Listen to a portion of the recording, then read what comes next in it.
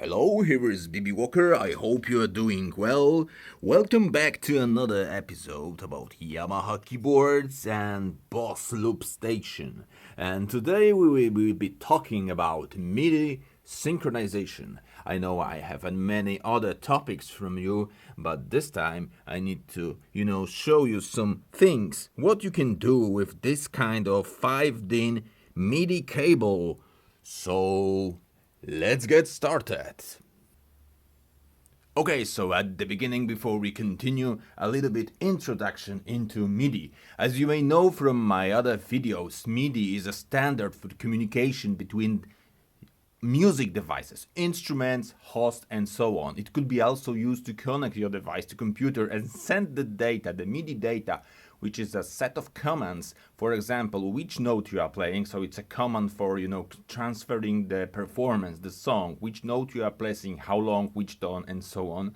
So it's great for recording performances, but in the way that you could, recreate it on another device for further editing and so on. It's the opposite thing to the recording audio. So if you are interested more in the difference between MIDI recording and audio recording, please refer to the description. There is some explanation. But MIDI is not only about recording performance. It is also a standard for the communication of and exchanging different kind of communication, different kind of signals, and one of them is the synchronization.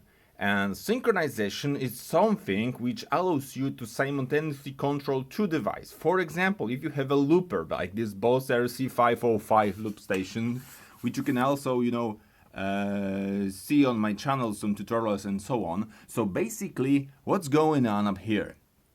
The synchronization MIDI is a thing that allows you, for example, to trigger in the moment when you press play of your loop to start, for example, the another device, which in our case will be the Yamaha PSR S975 workstation arranger, and we want to use it as a drum machine. On my channel, you will also find a way when I'm showing you how to do this by manual. So if you set the same BPM on looper and the same BPM on keyboard and you press start and in the same moment you press play on style, you will be in tempo, but it actually is a human error solution, okay? So if you not hit the proper momentum, you will have this latency, this gap, so you not be perfectly in the rhythm. And the solution to this is those two 5-pin MIDI cables.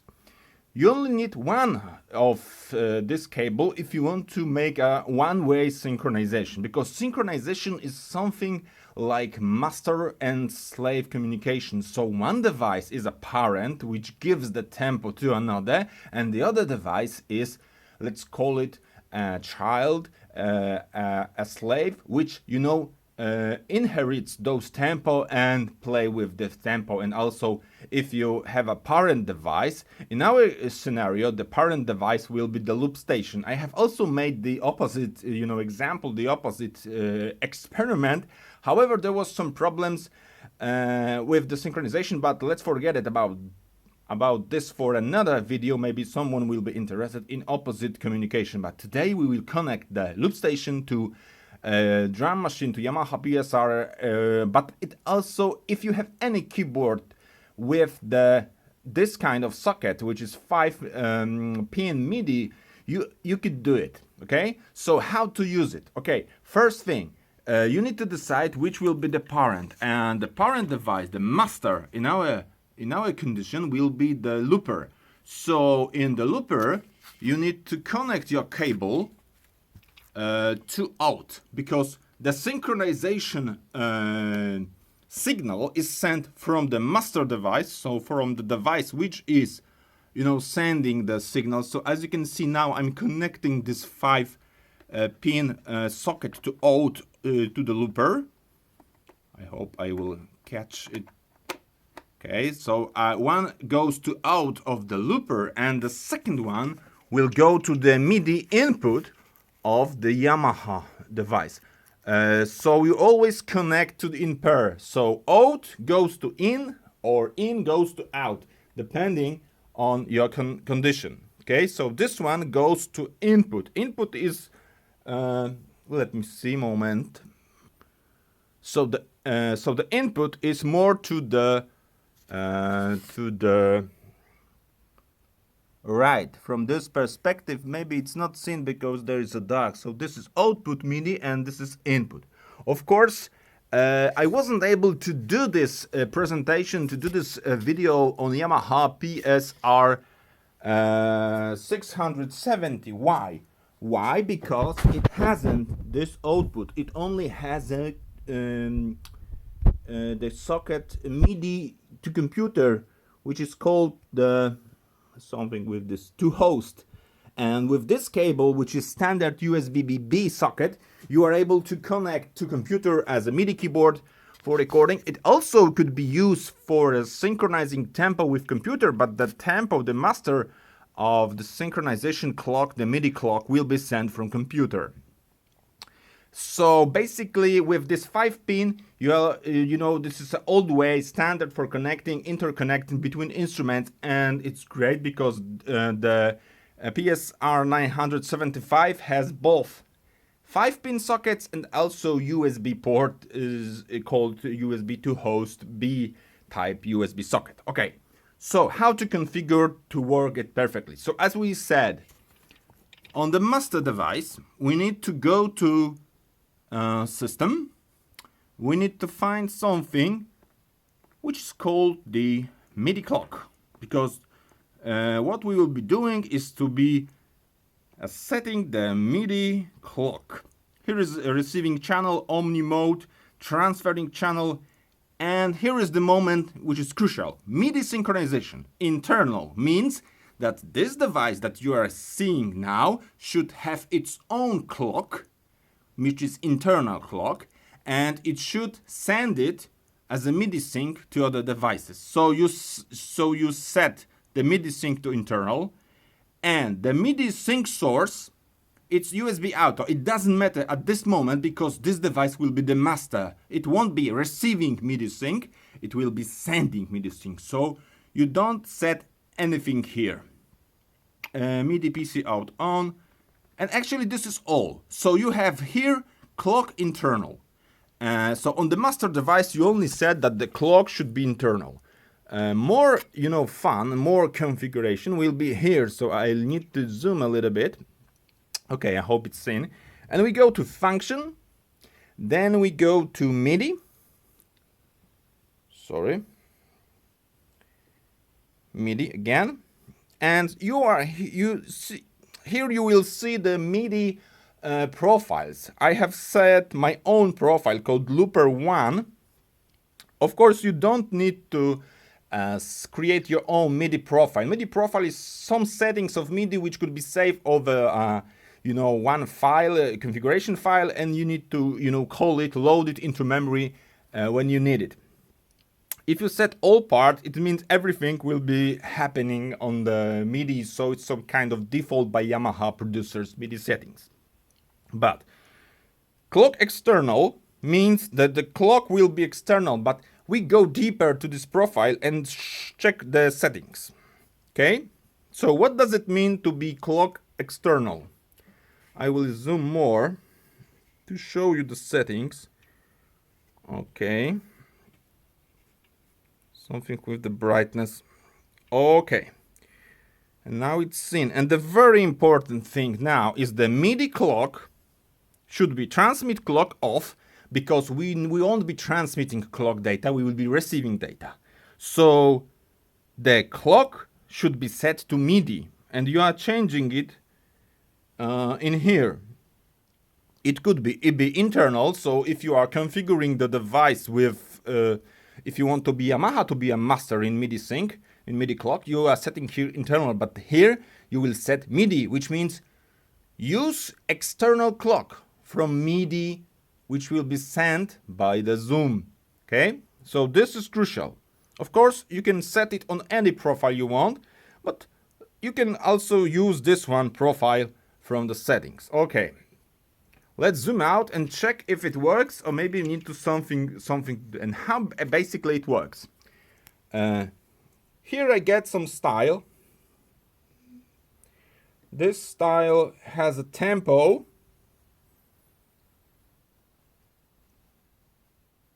which is not presented. Why? Because it's set external. So it means that this device will be giving you the BPM of the song, of the style, whatever. And at the moment we will also check what else you can do with it. So if I press play, actually nothing's happened on the keyboard. I'm only start some kind of loop. I could delete this loop and record something completely new, but for the demonstration purposes I don't want to make a tutorial of Boss in here. So if you are interested about Boss tutorial, please refer to the description. What else we need to check to configure on the Yamaha to be, you know, happy with the results? So again, and I will zoom in, and of course again, function, MIDI settings, clock external, edit. And now, what's going on up here? Transmit clock is off. MIDI is clock is MIDI, and start stop should refer to style, because my goal is to, you know, if you press play on the zoom, I would like to have the beat from Yamaha. So let's try it. Okay. I think everything works, but something is with the mixer and I'm not able to hear the beat. Okay, so I need to change to another style, a 16-bit ballad, because this style should have, you know, in a main variation, in the first variation, I want to have some beat. So, okay, how it works. So, if you press play, you get simple beat. Autofill is on to have nice transition.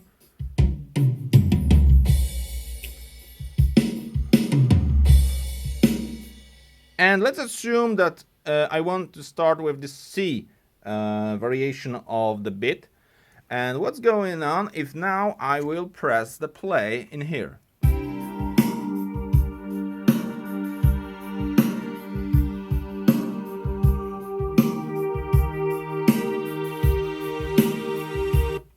And if I press stop, the beat stops working. So our communication, our synchronization, our MIDI clock is working perfectly good. What is the advantage of it? Of course, instead, above this, that you have perfectly in a rhythm start and stop. The another great advantage is the tempo, the BPM is, you know, interactive, fully interactive. So basically, if you go to tap tempo, and it was the song with 80 BPM, and let's increase to 90 and play.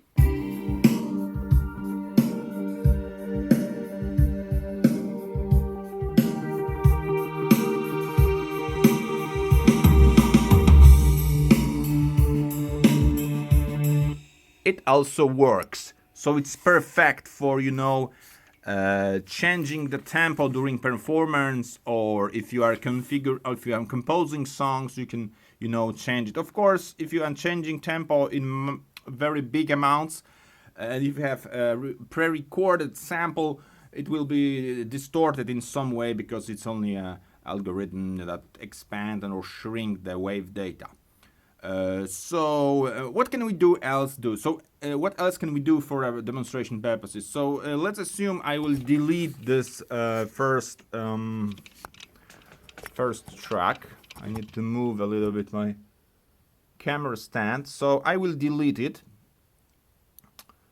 Okay, again, and we will record something. By the default, if you are recording using start and stop, and if you have enabled the MIDI Sync, this is what you can hear now is a beat from Yamaha. For a moment, I will, you know, cut the volume, and this is the standard beat of Zoom.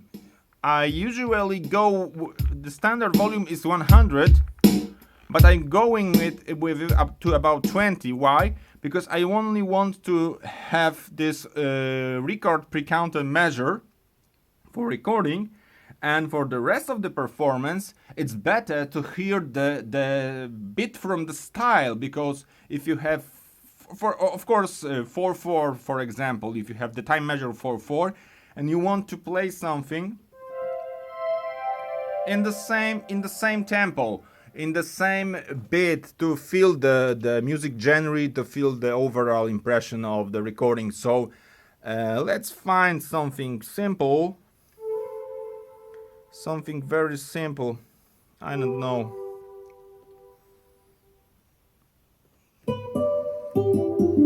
Something like guitar. And okay, so for example, let's record something. I need to put the camera in the way that you will be able to see everything what's going on. So if I start it from completely new track, it will record the first take. There will be one measure pre-counter with my configuration, and I will start play one loop and stop, and then we will be playing with it. So 1, 2, 3, 4.